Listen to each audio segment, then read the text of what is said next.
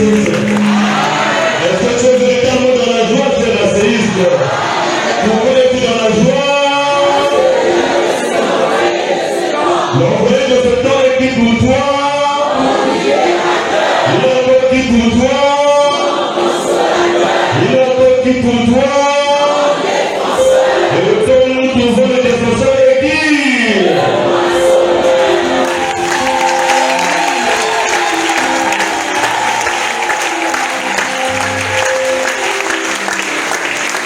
Ceux qui pensent qu'ils adorent le véritable Seigneur, en réalité, nous sommes en face de la bête.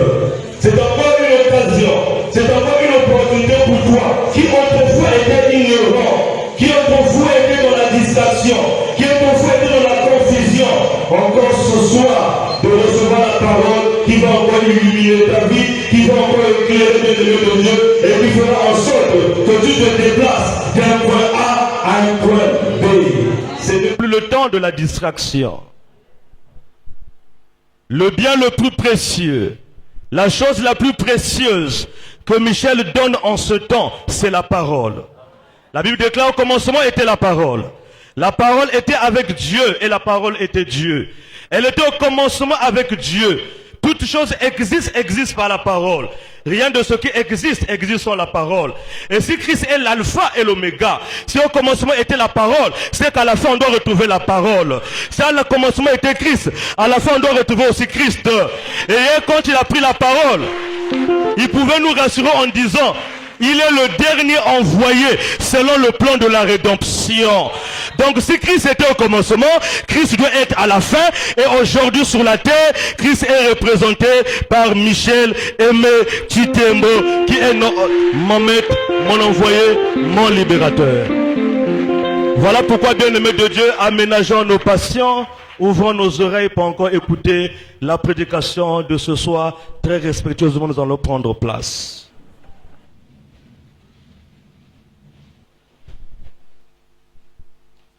Encore ce soir, nous prenons la parole. Et tant que serviteur de Michel Aimé Chitembo. Parce que nous savons, à la lumière des Écritures, bien-aimés de Dieu, comme Paul pouvait dire à son serviteur Timothée, que Timothée, mon fils, dans la foi, ce que tu as entendu de moi, en présence de plusieurs témoins, confie-le aux hommes sages, fidèles, afin que eux, à leur tour, qu'ils fassent de même. Et donc, Paul ne pouvait prêcher et témoigner Christ, et Timothée ne pouvait prêcher et témoigner l'apôtre Paul. C'est encore le cas ce soir, bien-aimé de Dieu. Ce que nous allons encore à dire ce soir ne vient pas de nous, mais nous l'avons reçu d'un homme. Et hier, le berger, en prenant la parole, il nous a dit ici que la première dimension de la spiritualité, c'est la reconnaissance. Je reconnais que j'étais égaré une fois. Je reconnais que, bien-aimé de Dieu, tout ce que je faisais, tout ce que moi, je pensais être la vérité, en réalité, ce n'était pas la vérité. Mais Dieu a vu ces choses-là, mon état. Dieu m'a fait grâce d'être encore dans l'Assemblée chrétienne d'évangélisation autour de cet envoyé-là. Alléluia. Et quand nous l'avons écouté, je l'ai écouté personnellement. J'ai fait la comparaison de tous les prédicateurs qui se trouvent sur la terre. Personne ne peut l'égaler. Parce qu'il est incomparable, bien-aimé de Dieu. Il est spécial, bien-aimé de Dieu. Personne sur la terre ne peut nous expliquer la volonté de Christ mieux que Michel Aimé Chitembo. Et ce que nous aurons à dire, bien-aimé de Dieu, nous avons reçu ça de lui. Et à un certain moment de notre prédication, si je peux dire, Michel dit, parce que pour nous, Michel est une prédication. Et nous sommes des prédicateurs qui se lèvent pour le prêcher, lui. Et lui, il prêche le Christ qu'il a envoyé, parce que Christ pouvait dire que celui qui te reçoit, Michel, me reçoit. Et celui qui me reçoit, reçoit celui qui m'a... Et celui qui va m'écouter ce soir, écoute Michel Aimé Chitembo. Et celui qui va écouter Michel Aimé Chitembo, écoute le Christ. Celui qui va écouter le Christ, écoute celui qui a reçu le vérité, qui a envoyé le Christ sur la terre. C'est ça la chronologie de la spiritualité. Dieu, le créateur de toutes choses, Dans sa création, il a bien voulu qu'il y ait la diversité et la complexité. D'où on nous a toujours dit ici par mon berger, mon coordonnateur, que sur la terre bien-aimée de Dieu, chacun a un domaine dans lequel il excelle. Chacun a un domaine dans lequel il est meilleur. Il est excellent, bien-aimé de Dieu. Voilà pourquoi dans le monde, nous voyons, il y a des docteurs, il y a des mécaniciens, il y a des avocats, il y a des policiers, il y a des militaires, il y a des coordonnés, il y a les hommes d'affaires, il y a des commerçants, mais il y a aussi un envoyé. Si tu es docteur, va à l'hôpital, c'est ton travail. Si tu es policier, fais ton travail. Chacun a son travail. Si le médecin a son travail, si le policier a son travail, Michel le Métitembo aussi a son travail. Prenons tous les travaux de la terre, laissons la Bible, la parole, la spiritualité, le ministère à Michel Aimé Chitembo, parce qu'il est celui qui a été choisi, consacré par Christ, afin de réconcilier les âmes égarées à Christ lui-même. Alléluia! Être un envoyé, ce n'est pas un privilège. Et un envoyé, ce n'est pas celui qui veut, mais celui-là que Christ a jugé, que celui-là est capable. Il est plus difficile aujourd'hui sur la terre d'être même admis à un concours.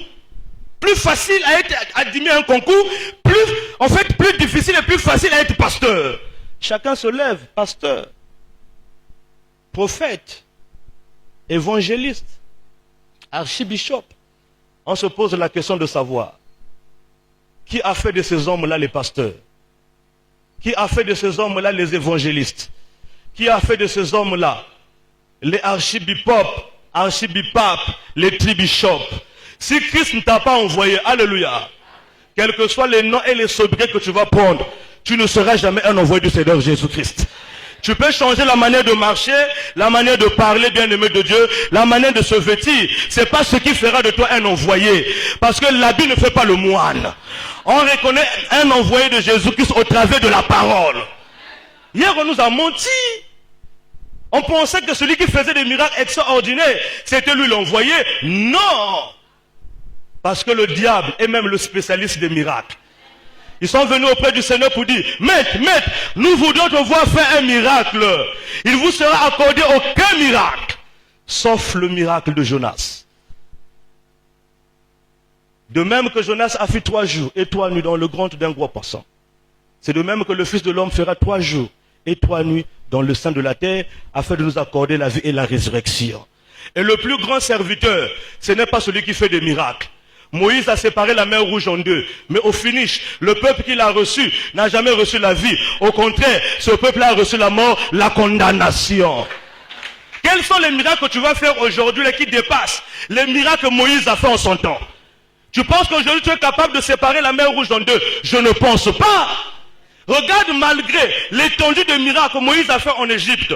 Mais quand Christ arrive, quand il a comparé, il dit de tous ceux qui sont nés de femmes, il n'y a pas paru de plus grand prophète que Jean-Baptiste.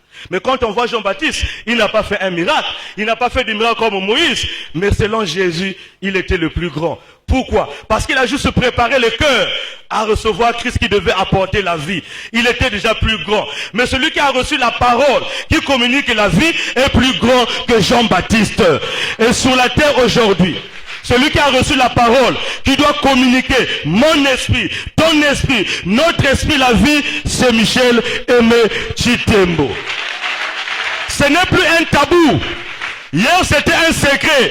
Aujourd'hui toute la terre doit se rendre compte que Christ est revenu par Michel Aimé Chitembo en train d'enseigner la parole de la pure vérité, droiture véritablement et dans toute pureté. Alléluia.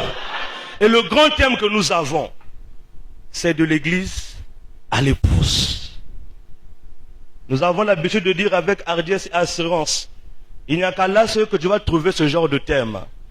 Ailleurs, quand tu vois seulement le thème prospérité, guérison, miracle, mais quand tu viens dans l'ACE, uniquement quand tu entends les thèmes, tu te reposes la question de savoir, mais d'où sortent ces thèmes? Parce que celui qui est de la terre ne peut apporter et proposer que ce qui est de la terre. Mais celui qui est du ciel, quand il descend, il n'amène que celui qui est céleste, ce qui est spirituel. Donc quand tu entends les thèmes, tu te poses la question de savoir, je n'ai jamais entendu ce genre de thème. Pourquoi seulement ici? Parce que c'est ici que nous avons l'homme en question, la bouche autorisée.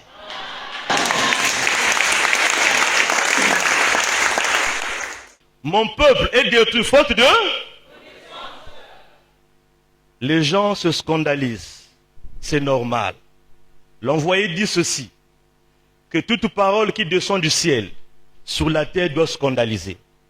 Le jour que le Christ avait dit, celui qui ne boit de mon sang, qui ne mange de ma chair, n'aura pas la vie éternelle. Ceux qui avaient écouté cette parole étaient scandalisés. Et chacun pouvait dire que cette parole est trop dure, qui peut l'écouter. Et chacun a pris son chemin, il est parti. Aujourd'hui aussi sur la terre, il y a quelqu'un quand il parle, il y a un scandale. C'est normal. Mais il ne se limite pas seulement à parler pour scandaliser. Il rentre dans une démonstration des Écritures. Afin que toi qui étais scandalisé, quand tu reçois la démonstration de la parole, là où était le scandale, c'est la compréhension, c'est la joie, c'est la paix qui va s'installer. L'homme de Dieu nous a dit quelque chose hier. Alléluia. Il dit que toute personne qui se lève aujourd'hui, qui se dit prédicateur, qui se dit envoyé de Christ, qui pense et qui prêche la parole, en réalité, selon l'espace et le temps et les réalités d'aujourd'hui là, il était un prophète, il était un professeur d'histoire. Il nous a défini qu'est-ce que l'histoire. Déjà à l'école, nous avons fait ça. L'histoire égale le récit des événements. L'histoire égale le récit des événements. Donc celui qui relate les récits des événements passés, il fait l'histoire. Si quelque chose est passé, la chose s'est accomplie. Si on ramène ça aujourd'hui là, la chose là n'aurait plus d'effet. Alléluia. Mais pourquoi dire que ce sont des professeurs d'histoire? La démonstration est là. Alléluia. Nous sommes au Congo, non? Il fut un temps là où il y avait le train bleu. Est-ce que ça existe encore? Il y avait le train soleil. Est-ce que ça existe encore? Quelqu'un va dire, dans notre époque, on avait un train la soleil. Aujourd'hui, quelqu'un va dire, oui, aujourd'hui nous avons la gazelle. Dans notre temps là-bas, voilà ce que nous on portait. Voilà ce que nous on mangeait. Aujourd'hui, quelqu'un va dire, regardez-nous ce qu'on mange, regardez ce que nous on porte. Quand les temps changent, les réalités changent aussi. Voilà pourquoi quand l'envoyé est venu, il nous a dit, l'applicabilité de la parole, c'est selon l'espace et l'heure. Tant que ces hommes-là ne vont jamais comprendre ça, il y aura toujours la confusion. Il y aura toujours, bien aimé de Dieu, la confusion. Et ceux qui vont les écouter ne vont jamais expérimenter la manifestation du Seigneur Jésus-Christ. L'homme de Dieu nous a pris un exemple. Tu vois, la guerre, la deuxième guerre mondiale. La deuxième guerre mondiale. Regarde comment ça s'est passé. C'est l'histoire. Tu relates l'histoire. L'histoire que tu relates est déjà passée. Tu prépares les gens à la deuxième. Regardez la deuxième guerre mondiale. Voilà, ça s'est passé comme ça. Regardez les armes. Voilà comment ça s'est passé. Tu expliques. Tu fais bien.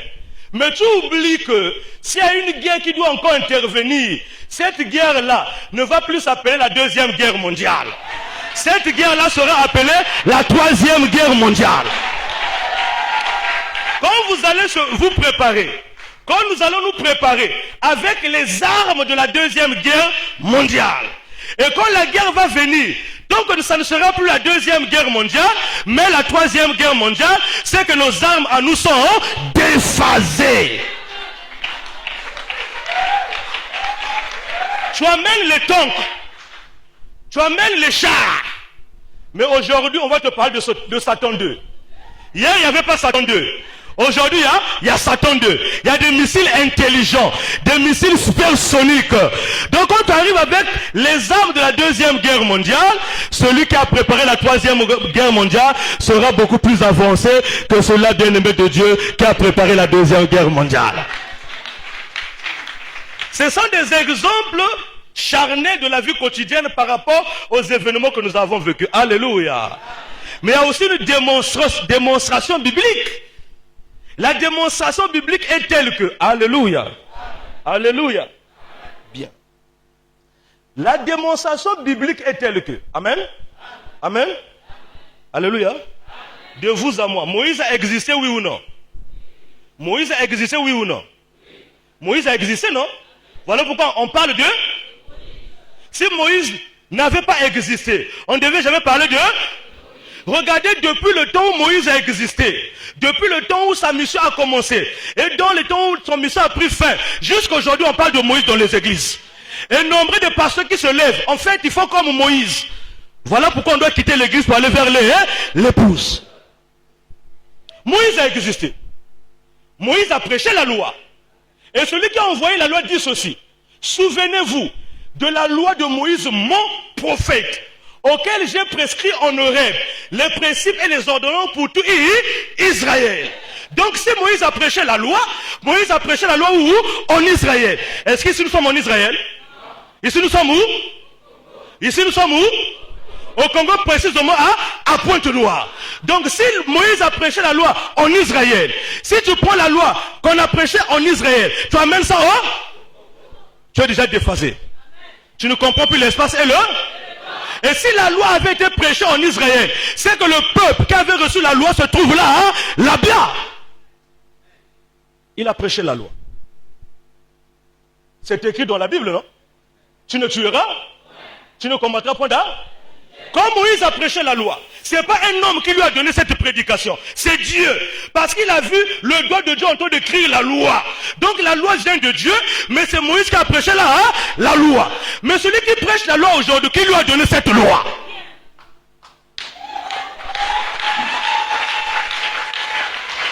Si quelqu'un prêche la loi aujourd'hui, il ne peut pas dire que Dieu m'a envoyé. Parce que pour la loi, Dieu avait envoyé Moïse. Si tu prêches la loi aujourd'hui, dis que Moïse m'a envoyé. Or aujourd'hui là, Moïse ne peut plus t'envoyer parce que Moïse est mort. Si tu dis que Moïse t'a envoyé, on va se poser la question de savoir, donc un fantôme t'a envoyé.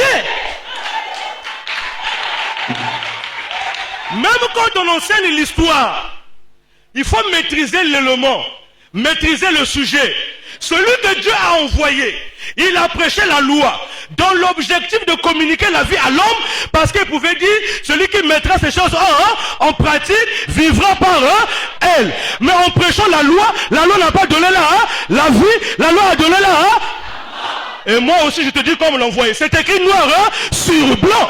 Donc celui qui prêche la loi doit reconnaître que la loi n'a jamais donné la vie, mais la loi a donné Donc le pasteur qui prêche la loi aujourd'hui, c'est un professeur d'histoire. Parce que la loi est passée. Mais donc même lui, il ne savait pas que même Moïse qui a prêché la loi n'a jamais donné la vie. Pourquoi aujourd'hui, la loi qui n'a jamais donné la vie, tu prêches ça aujourd'hui? Et au lieu de prêcher ça, en Israël, chez les Israélites, tu prêches ça chez les... C'est là on va se poser la question de savoir, le païen a reçu la loi à quel jour? Qui lui a donné la loi? Parce que même celui qui a envoyé Moïse, qui a donné la loi là-bas, il dit, vous n'êtes plus sous là? Vous êtes sous là? Bon, aujourd'hui tu prêches la loi, tu es un professeur d'histoire. Même quand tu prêches la loi, tu ne connais même pas l'élément, tu ne maîtrises pas le sujet.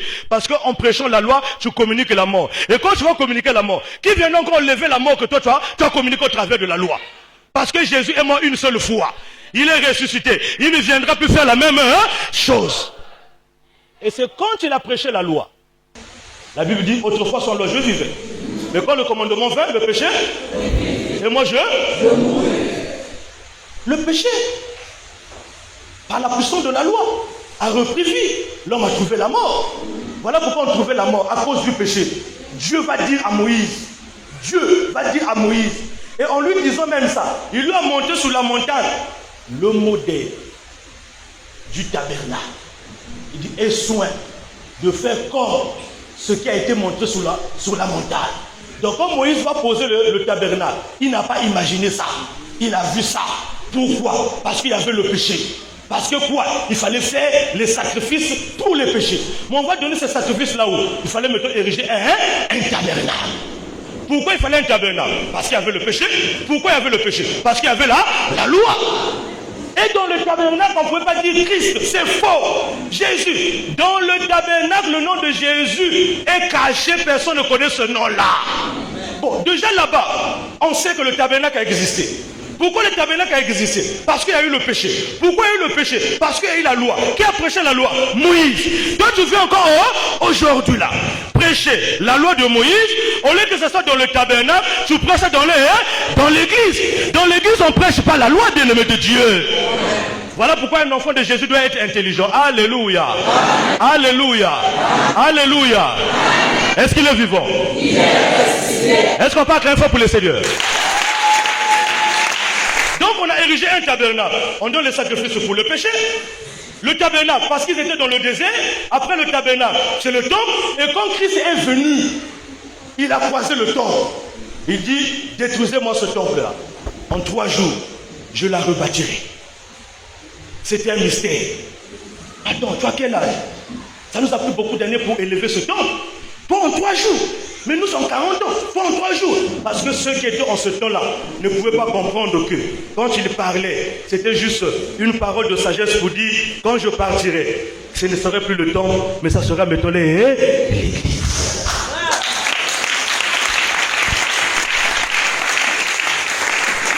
Alléluia. Alléluia. Voilà pourquoi vous avez même vu que Jean-Baptiste n'a pas prêché dans le temple.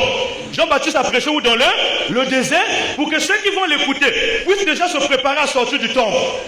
Parce que quand le Christ devait venir, le Christ a croisé le temple, mais quand il est parti, il a laissé la promesse de l'église qui est tombée sur l'apôtre Pierre. Alléluia. Alléluia. Donc nous sommes partis du tabernacle au temple, du temple à l'église. Même quand la promesse de l'église est tombée. Qu'est-ce que les gens disent de moi? Mais vous, qu'est-ce que vous dites? Tu es le Christ, le Fils du Dieu vivant. Il dit, tu es heureux, Simon. Car ce n'est pas la chair, ni le sang qui t'est révélé ces choses. C'est mon Père qui est dans les cieux. Désormais, je t'appellerai. Sur cette pierre, je bâtirai mon église. Donc, il dit, je bâtirai mon église. Tout simplement. Parce que le Christ avait encore une mission à accomplir.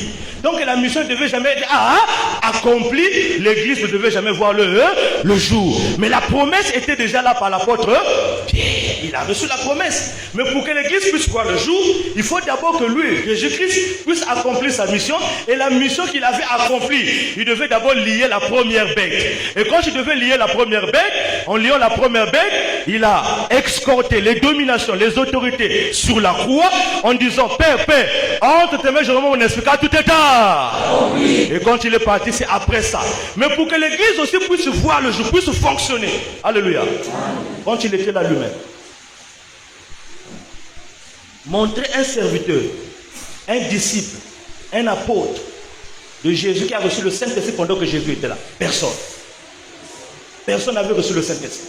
Parce que Jésus-Christ était avec eux. Voilà pourquoi la présence de Jésus était pour eux déjà. Tout ce qu'ils pouvaient demander, tout ce qu'ils pouvaient chercher, le maître était avec eux.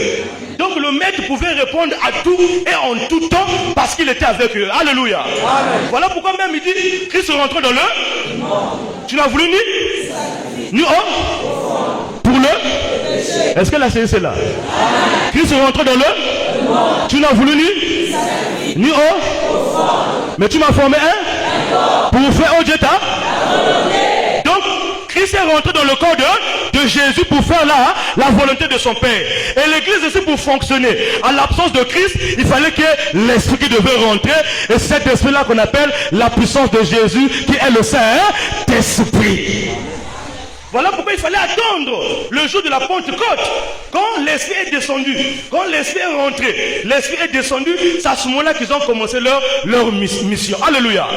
Et même quand l'Esprit est descendu, l'Esprit n'est pas descendu, n'est pas rentré dans eux, mais l'Esprit était sur eux. Alléluia. Il y a une différence quand quelque chose est sur et quand quelque chose est dans. Donc on a besoin du Saint-Esprit quand Jésus n'est pas là. Parce que quand Jésus est là, le Saint-Esprit n'est pas utile. Mais quand Jésus n'est pas là, voilà pourquoi Jésus nous a envoyé une puissance qu'on appelle le Saint-Esprit pour pallier à l'absence du Seigneur Jésus-Christ. Et il travaillait à travers le Saint-Esprit. Et regardez ce que l'envoyé nous a dit. Quand Jésus était là, nous avons vu beaucoup de cas de figure. Il est devant un démoniaque. Le démoniaque fait quoi? Trompe. Jésus est à quelques kilomètres. Le démoniaque trompe. Mais qu'y a-t-il entre toi et? Est-ce que notre heure est déjà à? Permets-nous de rentrer dans ce pourceau, dans ce troupeau de pourceaux là. Dis en tout cas, faites votre bonheur. Moi j'ai besoin de ce temps-là. Les esprits sont sortis, sont rentrés dans le troupeau de pourceaux. Et c'est une raison aujourd'hui pour dire, nous on ne peut pas manger le porc. Parce que les esprits là sont rentrés dans le porc. C'est une mauvaise compréhension. Ça s'est passé où? Là-bas. Donc les porcs là sont rentrés dans l'eau. Depuis Israël là-bas. Un de jusqu'au Congo ici là. Et les mêmes porcs sont sortis de l'eau pour dire que moi je ne peux pas manger le porc. Parce que les esprits sont. Mais ils sont rentrés dans l'eau, ils sont morts dans l'eau.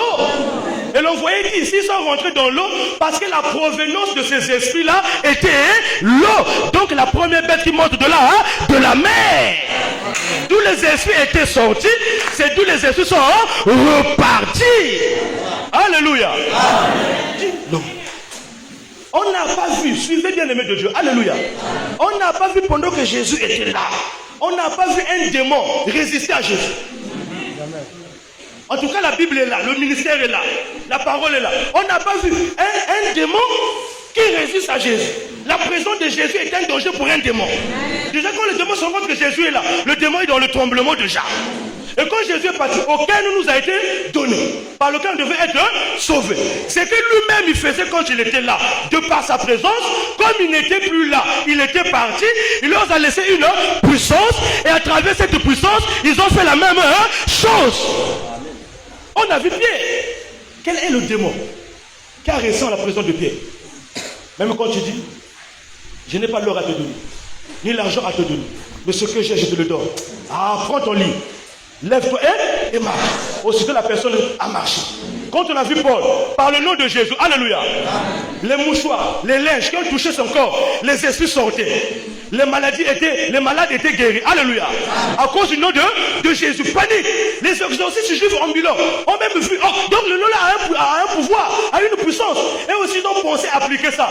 Je vous conjure, par le nom de Jésus que Paul prêche. L'esprit dit, je connais Jésus. Je sais qui est Paul. Mais vous qui êtes vous. Parce que vous dites le nom de Jésus, mais vous n'êtes pas en relation avec Paul, non plus avec Christ. Donc je ne peux pas vous obéir. Parce que je peux obéir à celui qui a une relation avec Paul ou bien avec Christ. Vous avez vu que le nom là a fait des choses. Voilà pourquoi dans l'église, c'était une manifestation. Donc on dit le nom de Jésus, il y a manifestation. Et la Bible est là. Le ministère de Paul témoigne cela, le ministère de Pierre témoigne cela, mais nous sommes arrivés à un temps. Non, Michel était l'envoyé.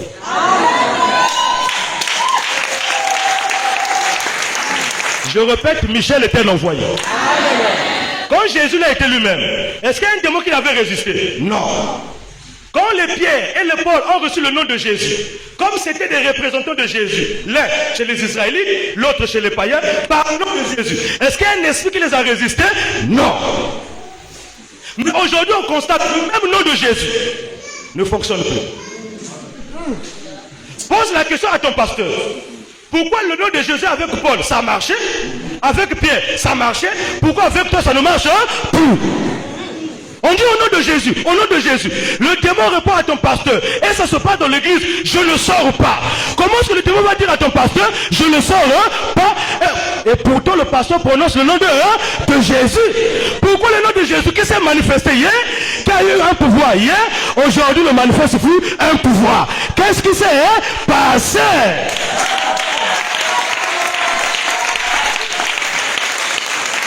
Au nom de Jésus, au nom de Jésus, démon, sors. Le démon dit, et ton nom de Jésus, je te dis, je ne sors pas. Oh. Si je suis serviteur de Dieu, sors, je ne sors pas. Hier, quand on dit au nom de Jésus, il n'y a pas de débat. Aujourd'hui, au nom de Jésus, il y a débat. C'est qu'il y a quelque chose qui ne va pas. C'est qu'il y a un problème. Et on doit savoir quel est le problème et quelle est la solution à ce problème-là. Et puis ça se passe où? Dans l'église. Comment est-ce que dans ton église, on prêche Jésus? Jésus, c'est la parole. dans ton église. Le pasteur, soi-disant, c'est l'envoyé du Seigneur Jésus. Mais le démon rentre dans ton église. Il y a quelque chose qui ne... Le démon doit craindre ton pasteur. Le démon doit craindre ton église. Si le démon rentre dans ton église, c'est que celui qui se lève là-bas, c'est pas un envoyé du Seigneur Jésus-Christ. C'est que celui qui parle là-bas, il ne parle pas de la part de Christ. Donc il peut parler de Christ, mais il ne parle pas de sa part. Alléluia. Témoin, je ne sors pas. Donc il y a deux temps ici. Le premier temps, ça marchait. Le deuxième temps, ça ne marche plus.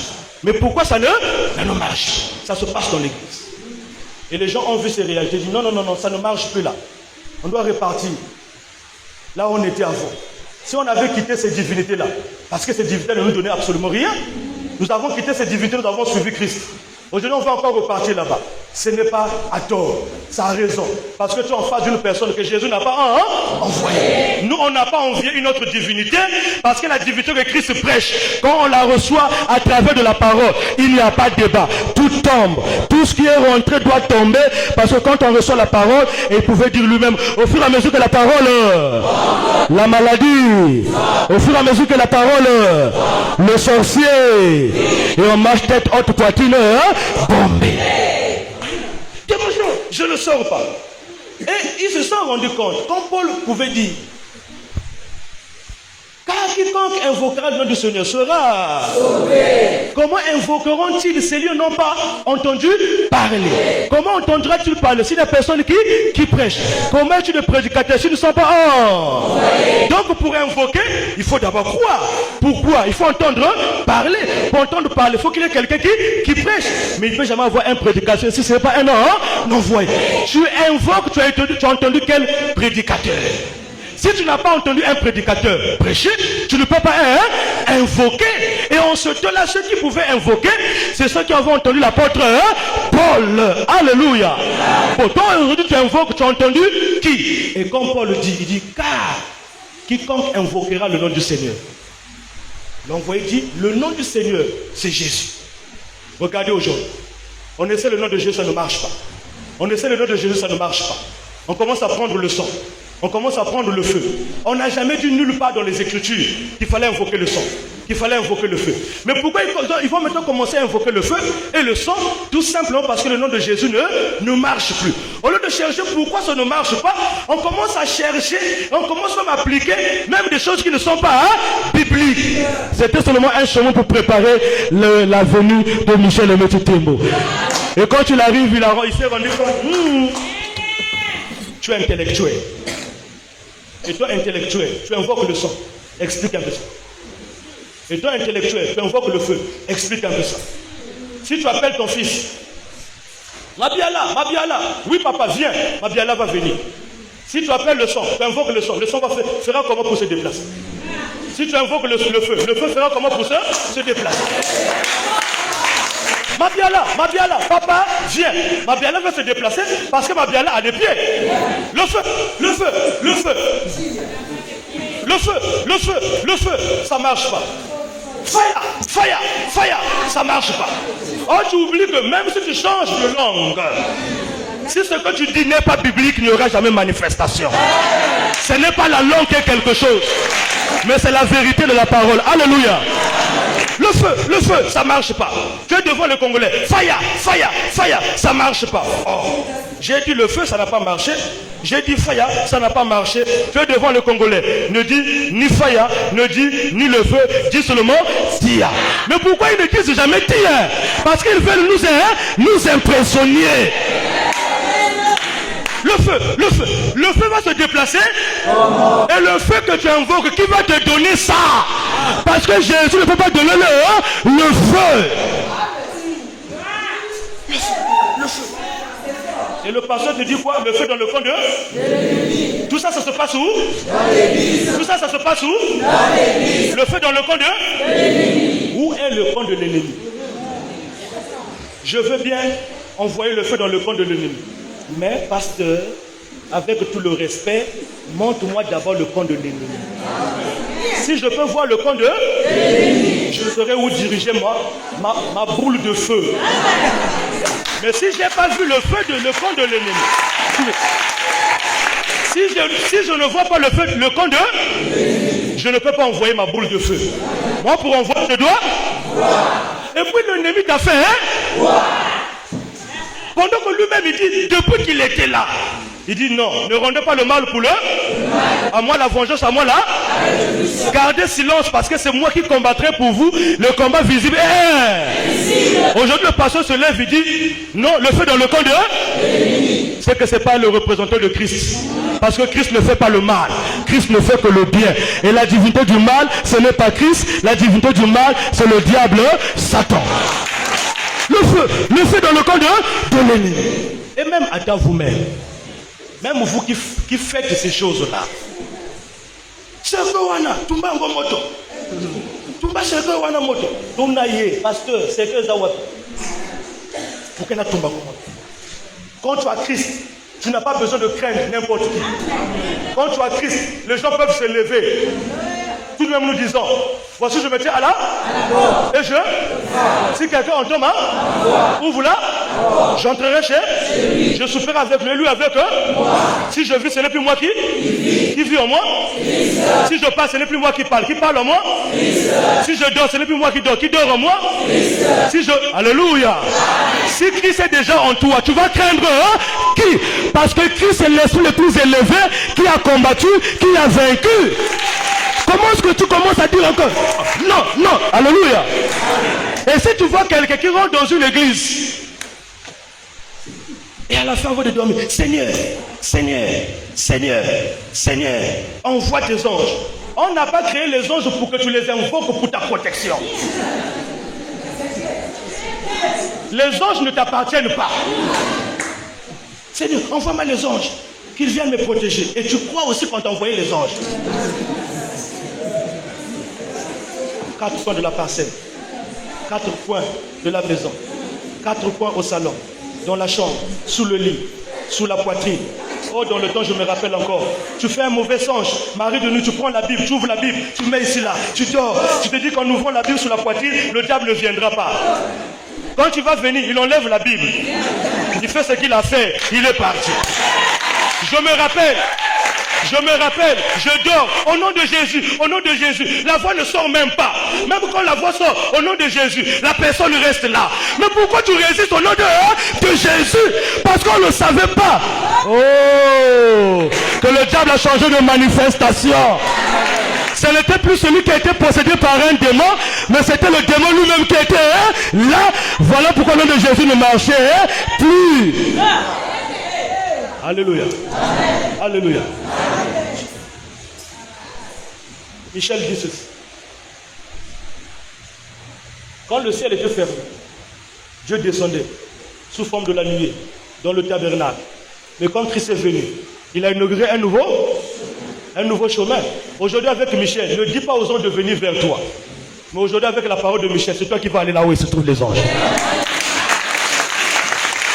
Viens.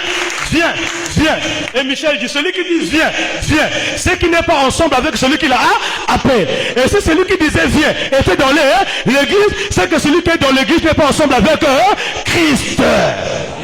Christ n'est pas dans l'église. Et celui qui est dans l'église n'a pas Christ. Tant que tu n'auras pas Christ, tu seras toujours en insécurité, tu seras toujours en danger, parce que la chaleur peut quitter et le diable peut encore revenir. Alléluia. Et on a tout fait. On se rend compte que ça ne marche pas. Mais pourquoi ça ne marche pas? Et soudain, supporter. Pour nous, c'est un libérateur. Pour nous, c'est un consolateur. Et la Bible sur terre, c'est Papa Michel. Parce que tout le monde, il y a un problème. Mais ils ne se rendent pas compte, c'est quoi le problème? Tâtonnement, panique. Mais au lieu de paniquer, tu dois savoir c'est quoi le problème. Mais si tu n'as pas à savoir c'est quoi le problème, c'est que tu n'es pas un homme. Et il est le seul sur la terre. Quand il est venu, il a dit non, dans l'église il y a un problème. Si vous constatez que si le nom de Jésus marchait dans l'église et qu'aujourd'hui ça ne marche plus, c'est que le diable a investi le camp de saints et il travaille avec ce même nom de Jésus là. Il est temps maintenant là que je vous prends de l'église pour vous amener à l'épouse. Et quand vous serez à l'épouse, ce n'est plus le nom de Jésus, mais ça sera le nom nouveau. Pourquoi il avait pourvu un nom nouveau? Parce qu'il savait que le nom de Jésus devait être usurpé, parce qu'il pouvait le dire lui-même, plusieurs viendront sous mon nom, disant que je suis le Christ. Ils viendront sous mon nom. Quel nom? Le nom de Jésus. Et en ce jour-là, plusieurs me diront, n'avons-nous pas prophétisé en ton nom? N'avons-nous pas guéri des malades en ton nom? N'avons-nous pas fait beaucoup de miracles en ton nom? Le nom de qui? De Jésus. Et je leur dirai ouvertement, retirez-vous de moi, vous qui commettez l'iniquité. Oh, mais j'ai fait des miracles en ton nom, non? Tu me refuses encore, hein? Comment? Au nom de Jésus. Au nom de Jésus. Et au nom de Jésus, pour nous, ça n'a plus d'efficacité. Et quand les gens entendent ça, ils disent, mais Michel, qu'est-ce que tu dis là? Mais tu as le témoignage toi-même. Tu as essayé le nom de Jésus. Ça n'a pas marché. On t'a appuyé, non? On t'a appuyé, non? Qui a déjà fait ce genre de songe-là? Qui a déjà fait ce genre de songe-là? On t'appuie. Au nom de Jésus. Au nom de Jésus. Lui aussi te dit, au nom de... Au nom de... Parce qu'il y a quelque chose que ces hommes-là ne connaissent pas. Au nom de Jésus, il avait dit, c'est moi qui vous ai. Mais l'un de vous est un démon. L'un de vous n'a pas un démon. Mais l'un de vous est un démon. Celui qui était un démon, c'est qui? Judas Iscariote. Donc le démon a un nom. Quand tu es en face du démon qui a un nom, tu dis démon, donc tu ne dis pas son nom. Il a même raison de dire je ne, parce que tu n'as pas dit mon nom. Donc tu ne diras pas moi, je reste dans le... C'est là où on se rend compte un démon qui rentre dans l'église. Et à toi-même. Toute la semaine, tu marches avec ton démon. Tu vas aller au marché avec ton démon. Tu vas préparer avec ton démon. Tu vas manger avec ton démon. Tu dors avec ton démon. Tu prends le sang avec ton démon. Tu viens à l'église avec ton démon. Tu t'assois avec ton démon. Tu écoutes la parole avec ton démon.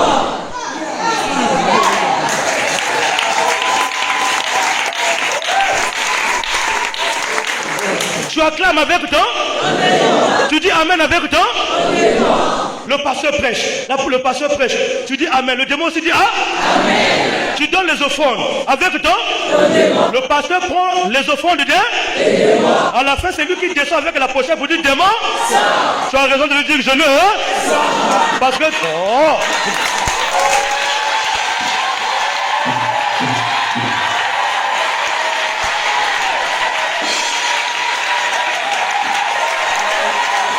Misu.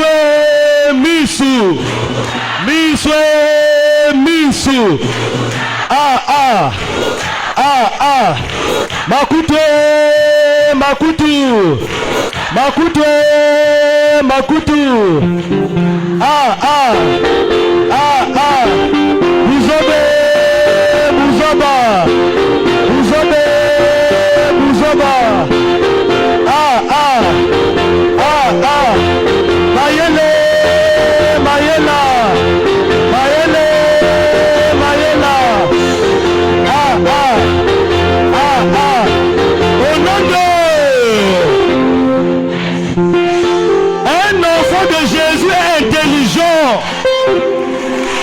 Et Michel nous dit, au commencement, la parole c'est qui? Christ. Quand on prêche la parole, le démon est tranquille. C'est le pasteur qui vient agiter le démon. C'est que le pasteur est le démon. Bachakor-mos. Tout ça, ça se passe dans l'église. Prenez Paul, remettez-le dans l'église. Et que le démon vienne dire que je ne sors pas. Si Paul revient, là où il est, me dit que, qui a dit, l'œuvre que j'ai fait, toi aussi c'est qui? Tu es venu résoudre un problème. Tu as créé encore un autre problème. En installant les dons dans l'église, les prophéties dans l'église. Mais c'était une porte pour que le diable puisse investir l'église, donc le camp des saints, afin que Michel puisse venir. Des mensonges. Vous ne voyez pas. Sur toute la terre, il n'y a que les chrétiens, soi-disant, qui sont pleurnichards. Avant de dormir, tu es là, tu pries. Avant de te déplacer, tu pries. Tu es là, tu pries. Tu es là, tu pries. À chaque instant, tu pries. Tu ne dors même plus tranquillement. L'envoyé dit que la nuit est faite pour dormir. 1 heure tu pries, 2 heures tu pries, 3 heures tu pries, 4. Mais tu vas dormir à quelle heure? Tu es au bureau, devant les dossiers, tu commences à somnoler. Tu commences à somnoler. Parce que tout le long de dormir, seulement le feu, le feu, le feu. Tu as besoin de Christ. Et sur terre, le fait de communiquer Christ, que Michel aimait, tu t'es mort. Et on communique Christ au moyen de la parole. Tellement qu'on s'est rendu compte que ça ne marche plus. Le nom de Jésus ne marche plus. Tout ce qu'on a essayé, ça ne marche plus. Donc il y a un problème dans l'église. Et le diable qui a investi l'église, ce n'est plus la première bête, mais c'est maintenant la deuxième bête qui travaille avec la puissance de Satan. Et la puissance de Satan, c'est la puissance de la sorcellerie. Et comme c'est la puissance de la sorcellerie, le nom de Jésus est efficace. Quand c'est la manifestation démoniaque, quand c'est la puissance de la sorcellerie, ce n'est plus le nom de Jésus. Là, c'est maintenant un nom nouveau. Oh, à celui qui vaincra, je donnerai à manger la manne cachée. C'est quoi la manne cachée? Il y a la manne, il y a le pain de vie, mais il y a la manne cachée. La manne avec Moïse, ils sont tous morts. Le pain de vie est venu avec Jésus-Christ. Mais la manne cachée est venue avec Michel Aimé Titemo. Voilà pourquoi jusqu'à aujourd'hui, nous ne connaissons pas le nom nouveau. Pourquoi? Parce que pour recevoir le nom nouveau, il faut d'abord manger la manne cachée. Oh, la manne cachée, c'est pas pour tout le monde. À celui qui vaincra. Vaincre quoi? C'est là où il dit vaincre la chair. Parce que le combat de la chair est de l'esprit. À celui qui vaincra, je donnerai à manger la manne cachée. La révélation du péché est originelle. Et quand tu mangeras la manne cachée, on te donnera un caillou blanc. Et sur ce caillou blanc, il t'écrit un nom que personne ne... Si c'est non, c'est celui qui le... Voilà pourquoi ailleurs, quand tu dis le Christ que prêche... Les gens sont étonnés. Mais tu es étonné pourquoi? Il n'y a que moi qui connais ce nom-là, parce que j'ai mangé la manne cachée et Michel m'a donné le caillou blanc. C'est là où j'ai vu ce nom nouveau-là. Donc ce qui ne marchait pas avec l'huile. Et là même quand on parle, bon, quand l'envoyé prononce une parole, la parole finit par s'accomplir. Au commencement était là. La parole s'écrit. Donc Christ pour se manifester en toi doit rentrer d'abord dans quoi? Dans l'huile. Christ rentre dans l'huile. Toi tu prends, tu bois l'huile. Christ rentre. Quand tu bois l'huile, ce n'est pas l'esprit qui boit l'huile. Mais c'est la chair qui boit l'huile. Si tu bois trop l'huile, tu vas à l'hôpital, on fait des examens, on te dit qu'il y a un problème dans le corps ici. Qui t'a causé ce problème-là? C'est le pasteur. Donc il y a des pasteurs qui sont en train de nous tuer, tant spirituellement que charnellement. Pasteur, ne m'impose pas les mains. Pasteur, ne me dis pas que tu vois. Pasteur, ne me demande pas de jeûner. Pasteur, prêche-moi la parole comme oh. Et que cette parole puisse avoir une manifestation authentique dans ma vie et que je vive cette parole. Tant que je ne vois pas ça, laisse tomber. Et c'est comme Michel vient dire, il y a un problème dans l'église. Et il est le seul, hein. Je dis bien, il est le seul. Parce que celui qui a vu le problème, c'est celui qui doit résoudre le problème. Comme toi tu es rentré dans l'église, reste avec les... Je prends mes enfants, je l'amène à aller. Pour que l'épouse, nous serons maintenant à la rencontre de notre Seigneur ce matin. Alléluia. C'est là où il dit que quand tu étais dans le tabernacle, il y avait une autre vie. Là-bas, tu viens au tabernacle, tu amènes un sacrifice pour le péché. Quand on vient dans l'église, il n'y a plus ça. Donc, dans l'église, une autre vie. Quand on rentre dans l'épouse, il y a une autre... Quelle est la vie que tu préfères? Le diable nous a déjà rattrapés. Voilà pourquoi la vie, les témoignages que nous avons. Mais aujourd'hui là, nous avons de l'avance sur le diable. Et il n'y a qu'un astérisque qui a de l'avance sur le diable. Parce que nous sommes plus dans l'église. Nous sommes maintenant dans l'épouse. Et on va nous démontrer, bien aimé de Dieu, comment la vie dans l'épouse, comment ça se passe. La cohabitation, oh c'est beau dans la cohabitation. La cohabitation c'est beau. Ce n'est plus toi qui vis, mais c'est Christ qui vit. Oh.